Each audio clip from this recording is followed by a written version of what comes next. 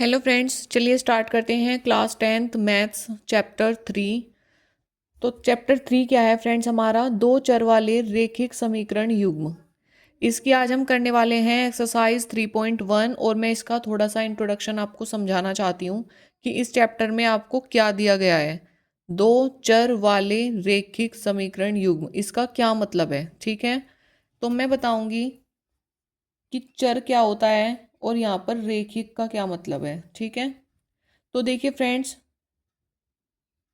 जो चर राशि होती है वो हमारी एक्स और वाई होती हैं। ठीक है, यानी कि जो हमारे अल्फ़ाबेट होते हैं जिनकी जगह हम कुछ भी वैल्यू पुट कर सकते हैं, जो कांस्टेंट नहीं होते, उन्हें हम क्या कहते हैं? चर कहते हैं। और रेखिक का मतलब होता है एक। ठीक है, रेखिक का क्या मतलब होता है? एक, यानी कि लीनियर। अब देखिए, तो इस चैप्टर में हमें जितनी भी इक्वेशन दी जाएंगी वो सभी उन सभी इक्वेशन में क्या होंगे? दो चर मिलेंगे आपको, और सभी चर की जो पावर होगी, जो घात होगी, वो कितनी मिलेगी? 1 मिलेगी। ठीक है, इस चैप्टर में आपको इस टाइप की इक्वेशन देखने को मिलेंगी। 2x + 3y = 5। ठीक है, यहाँ पे हमारे दो चर होंगे, ज़रूरी नहीं कि वो xy हो, ऐसे भी हो सकता है। 3r + 4s = 6, ये भी दो चर हैं। ठीक है, ऐसा नहीं मिलेगा कि आपको एक ही इक्वेशन में तीन चार चर दे दें, तो फिर वो दो चर वाली समीकरण नहीं रहेगी। समझ में आ गया फ्रेंड्स आपको? कितना आसान है ये चैप्टर। सिर्फ इसमें इतनी सी बात समझनी थी कि दो चर होंगे और उनकी जो घात होगी वो एक होगी। ऐसा नहीं दिया जाएगा इसमें 3x² + 3y + 5r, इस टाइप की इक्वेशन इस चैप्टर में नहीं होगी। ठीक है, यहाँ पे दो चर होंगे और जो पावर होगी वो सिर्फ एक होगी, क्योंकि चैप्टर का नाम ही क्या है? दो चर वाले रेखिक समीकरण युग्म। ठीक है, तो इस चैप्टर की पहली एक्सरसाइज में जब हम क्वेश्चन करेंगे तो हमें कुछ चीज़ें देखने को मिलेगी, जैसे कि असंगत युग्म और संगत युग्म। तो फ्रेंड्स, मैं आपको बता देती हूँ कि संगत युग्म क्या होता है। संगत युग्म एक रेखिक समीकरण, एक रेखिक समीकरण जिसका कोई हल, एक रेखिक समीकरण जिसका हल संभव है। ठीक है, जिसका हल संभव है वो क्या कहलाता है? आपका संगत युग्म कहलाता है। और असंगत युग्म क्या होगा फ्रेंड्स? असंगत युग्म एक रेखिक समीकरण,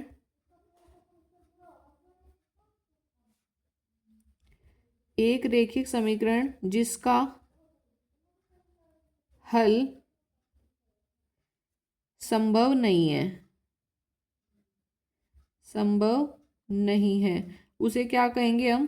असंगत युग्म कहेंगे, यानी कि इनकंसिस्टेंट। ठीक है, और ये हो गया हमारा कंसिस्टेंट।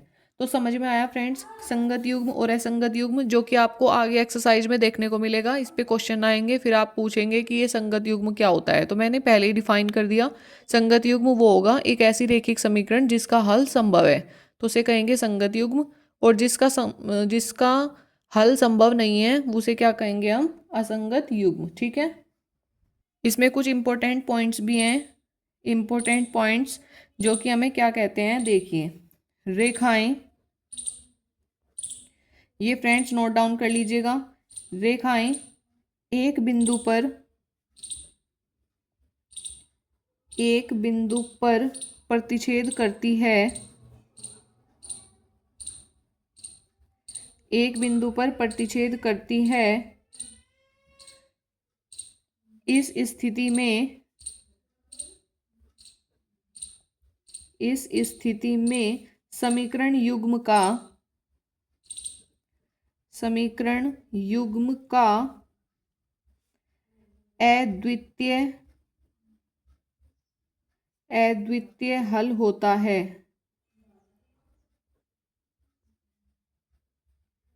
ठीक है फ्रेंड्स, अगर दो रेखाएं आपस में किसी एक बिंदु पर टच करती हैं तो उसका क्या होगा? हमारा अद्वितीय हल होगा। लेकिन दूसरा पॉइंट क्या कहता है, रेखाएं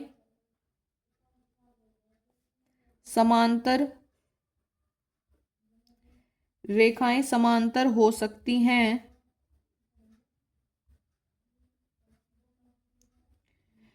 इस स्थिति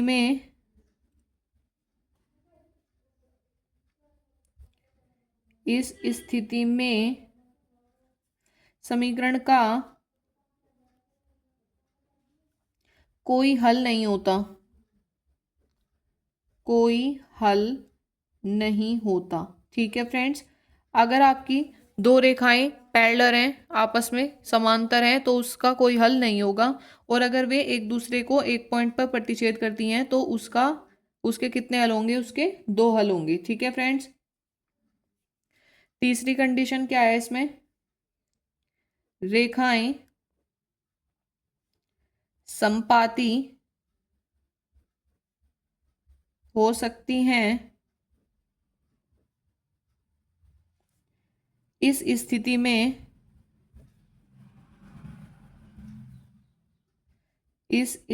में समीकरण के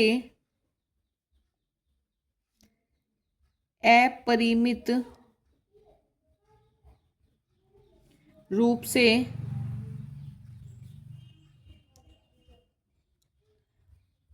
अनेक हल होते हैं। ठीक है फ्रेंड्स, तो ये तीन कंडीशन है, आप इनको नोट डाउन कर लीजिएगा। ये बहुत ही इंपॉर्टेंट कंडीशन है हमारी। अगर दो रेखाएं आपस में एक पॉइंट पर टच करती हैं तो उसके कितने हल होंगे, दो हल होंगे। अगर वे दोनों रेखाएं आपस में समांतर है तो उसका कोई हल नहीं होगा। और अगर वे रेखाएं समपाती हैं तो इस स्थिति में क्या होंगे, उसके बहुत सारे हल हो सकते हैं। ठीक है, जैसे कि मैं आपको अभी बता देती हूँ, इन क्वेश्चनों को हम तुलना करके भी करते हैं। जैसे मैंने एक इक्वेशन लिखी, इस चैप्टर की जो भी इक्वेशन होंगी वो इस फॉर्म में होंगी, ax plus B Y plus C is equal to 0। ठीक है फ्रेंड्स, तो फॉर एग्जाम्पल मैं आपको समझा देती हूँ हमें किस तरीके से करना है। जैसे मैंने इक्वेशन लिखी x minus 2y is equal to 0, और दूसरी इक्वेशन लिखी मैंने 3x plus 4y minus 20 is equal to 0। ठीक है, हर क्वेश्चन में आपको दो इक्वेशन दी गई होंगी, जिसमें से आप देखिए जो x का कोफिशिएंट होता है वो a होता है। ठीक है, तो यानी कि इस इक्वेशन के सारे कोफिशिएंट क्या होंगे, a1 b1 और c1, और इसके क्या होंगे a2 b2 और c2। तो ये मेरा देखिए यहाँ पे a1 कितना है 1, a2 कितना है -2, सॉरी b1 कितना है -2, और c1 कितना है 0। ऐसे ही a2 देखिए कितना है 3, b2 कितना है 4, और c2 कितना है -20। ठीक है फ्रेंड्स, तो देखिए अभी मैंने सिर्फ डेफिनेशन के ज़रिए बताया आपको कि क्या होता है, किस तरीके से प्रतिच्छेद करती हैं, या किस तरीके से हल होता है या हल नहीं होता है। लेकिन अब मैं आपको रेशो की मदद से बताऊंगी। अब देखिए, जैसे अगर a1/a2 b1/b2 के इक्वल नहीं है। ठीक है फ्रेंड्स, अगर a1/a2 b1/b2 के इक्वल नहीं है तो इसका मतलब है कि प्रतिच्छेद करती हुई रेखाएं या फिर केवल एक हल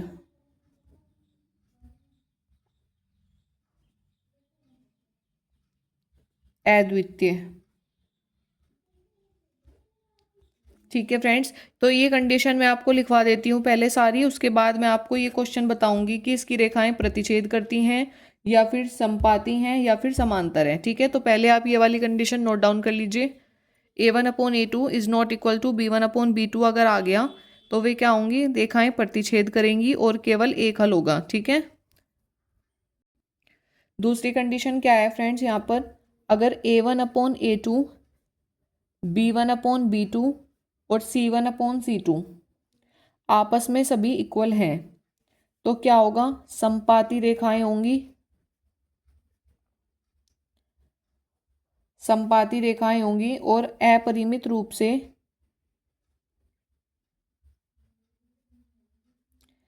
अपरिमित रूप से अनेक हल होंगे। ठीक है, ठीक है फ्रेंड्स, अगर ये A1/A2, B1/B2 और C1/C2 आपस में सारे इक्वल हैं तो कैसी रेखाएं होंगी? समपाती रेखाएं। थर्ड पॉइंट क्या कहता है? अगर A1/A2 B1/B2 के तो इक्वल है, लेकिन C1/C2 के इक्वल नहीं है, तो वो क्या होंगी? हमारी समांतर रेखाएं होंगी। तो वे हमारी समांतर रेखाएं होंगी, जिसके क्या होगा? कोई हल नहीं होगा। मैंने पहले बताया डेफिनेशन में भी, अगर समांतर रेखाएं हैं तो उनका कोई हल नहीं होता।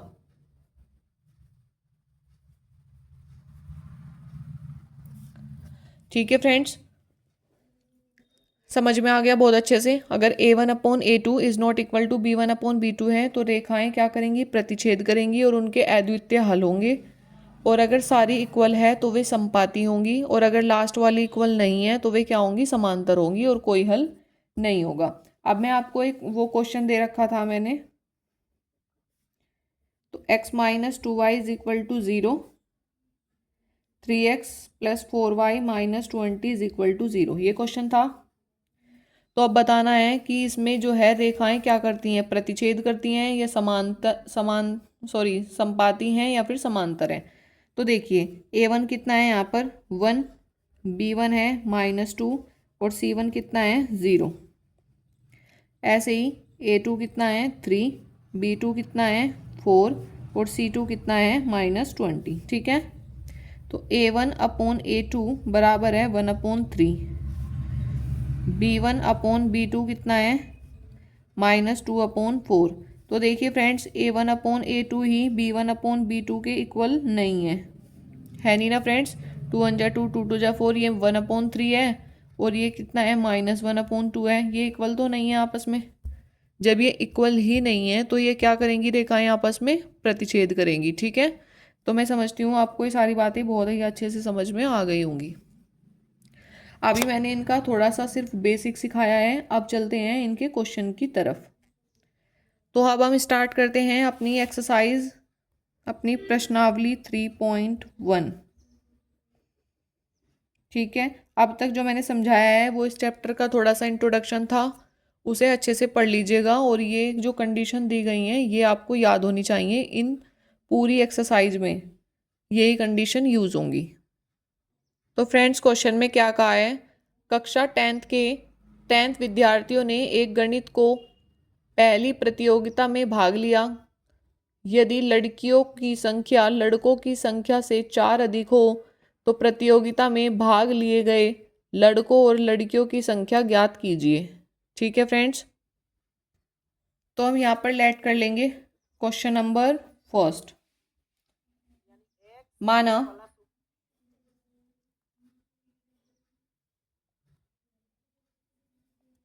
माना लड़कों की संख्या इज इक्वल टू x। ठीक है फ्रेंड्स, मैंने लड़कों की संख्या x मान ली और लड़कियों की संख्या कितनी मान ली? लड़कियों की संख्या इज इक्वल टू y। तो इसने क्या कहा? कक्षा 10 के 10 विद्यार्थियों ने, टोटल विद्यार्थी कितने हैं फ्रेंड्स? लड़के और लड़की मिलाकर 10 हैं, तो x + y is equal to क्या हो गया? 10। ठीक है, 10 विद्यार्थियों ने एक गणित की पहली प्रतियोगिता में भाग लिया यदि लड़कियों की संख्या लड़कों की संख्या से 4 अधिक है। क्या कहा इसने? लड़कियों की संख्या लड़कों की संख्या से 4 अधिक है। तो फ्रेंड्स, लड़कियों की संख्या क्या है? ये, और लड़कों की संख्या है ये। इसने कहा यदि लड़कियों की संख्या लड़कों की संख्या से 4 अधिक है, जो जिसकी भी ये अधिक कहता है उससे दूसरे वाले में वही ऐड कर देते हैं। ठीक है, तो ये क्या आ गया हमारा? y is equal to x + 4 आ गया। ये हमारी पहली कंडीशन थी और ये हमारी दूसरी कंडीशन थी। ठीक है, और फ्रेंड्स इसमें ऊपर ये भी लिखा है, निम्न समस्याओं में रेखिक समीकरणों के युग्म बनाइए और उन्हें ग्राफीय विधि से हल कीजिए। ठीक है, तो मुझे ये दोनों इक्वेशन किससे सॉल्व करनी है? ग्राफीय विधि से। ठीक है, तो फ्रेंड्स देखिए, ग्राफीय विधि से सॉल्व करने के लिए हम ऐसे 2 बॉक्स बना लेते हैं।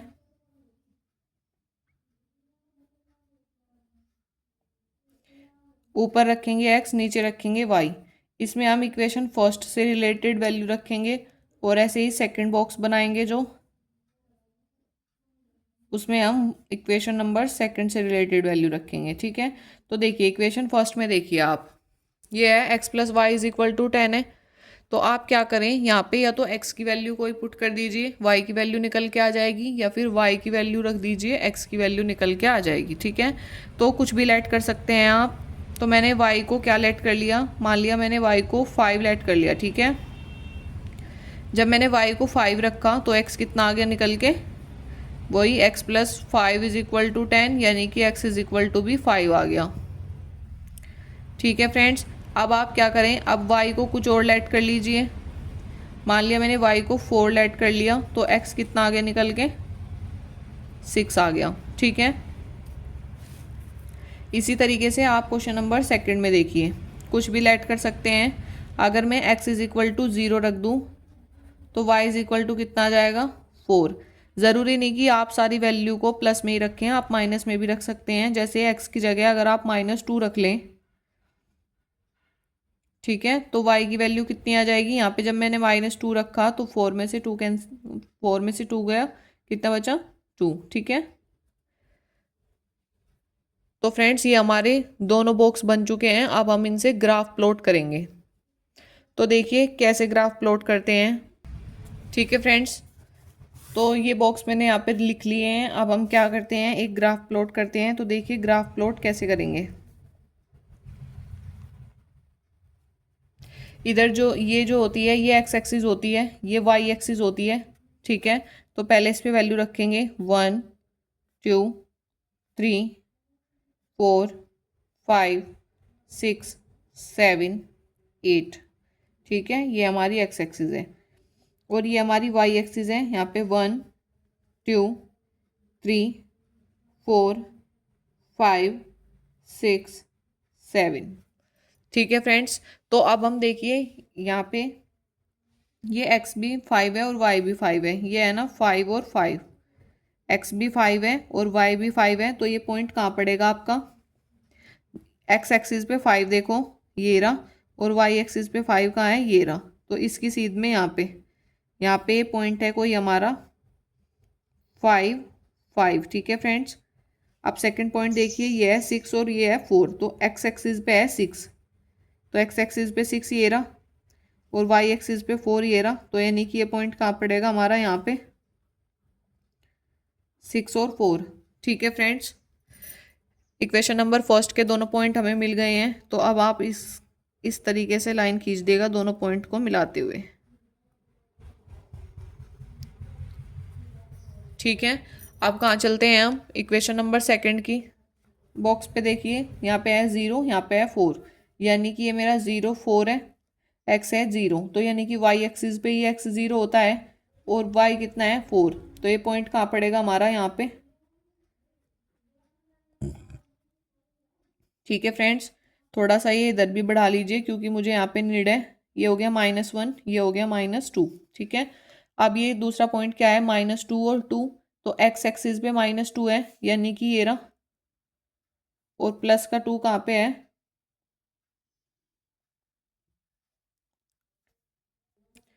x एक्सिस पे -2 ये रहा और ये +2 ये रहा। तो यानी कि ये पॉइंट कहाँ बन गया हमारा, यहाँ पे पड़ेगा ये पॉइंट -2 और 2। ठीक है फ्रेंड्स, तो अब क्या करेंगे, आप इन लाइन को मिला दीजिए जो दो पॉइंट बने। ठीक है, इन दोनों पॉइंट को मैंने मिला दिया तो ये यहाँ पर मीट कर गए। तो यहाँ पे पॉइंट क्या था, 7, और यहाँ पे पॉइंट क्या था, ये 3। एक्स एक्सिस पे 3 था तो 3 पहले लिखा जाएगा, यानी कि ये पॉइंट क्या हो गया हमारा, 3 और 7। ठीक है, तो अब क्या करेंगे, हम वैल्यू रख देंगे। x इज इक्वल टू कितना आया हमारा 3 और y इज इक्वल टू कितना आया 7। तो बस फ्रेंड्स यही हमारा आंसर आ गया। तो फ्रेंड्स मैं समझती हूँ आज मैंने इस वीडियो में जितना बताया है आपको सभी बहुत ही अच्छे से समझ में आया होगा। एक इसका क्वेश्चन नंबर फर्स्ट का ही सेकंड पार्ट है, उसे आप करिएगा और कमेंट बॉक्स में ज़रूर लिखिएगा आपको जो समझ में आया है, जो समझ में नहीं आया है वो भी, और जो समझ में आया है वो भी। ठीक है, तो आज हम इस वीडियो को यहीं तक रखते हैं और कल करेंगे इसका क्वेश्चन नंबर 2। ठीक है फ्रेंड्स, ये जो मैंने आज बताया है आप इसको अच्छे से पढ़ लीजिएगा। जब तक आपको इनके रिजल्ट याद नहीं होंगे तब तक आप क्वेश्चन नहीं कर सकते, क्वेश्चन करने में बहुत ही प्रॉब्लम आएगी आपको। तो फ्रेंड्स थैंक यू। और अगर आपको क्वेश्चन समझ में आए हैं तो प्लीज़ लाइक कीजिएगा, शेयर कीजिएगा और सब्सक्राइब कीजिएगा। Thank you friends.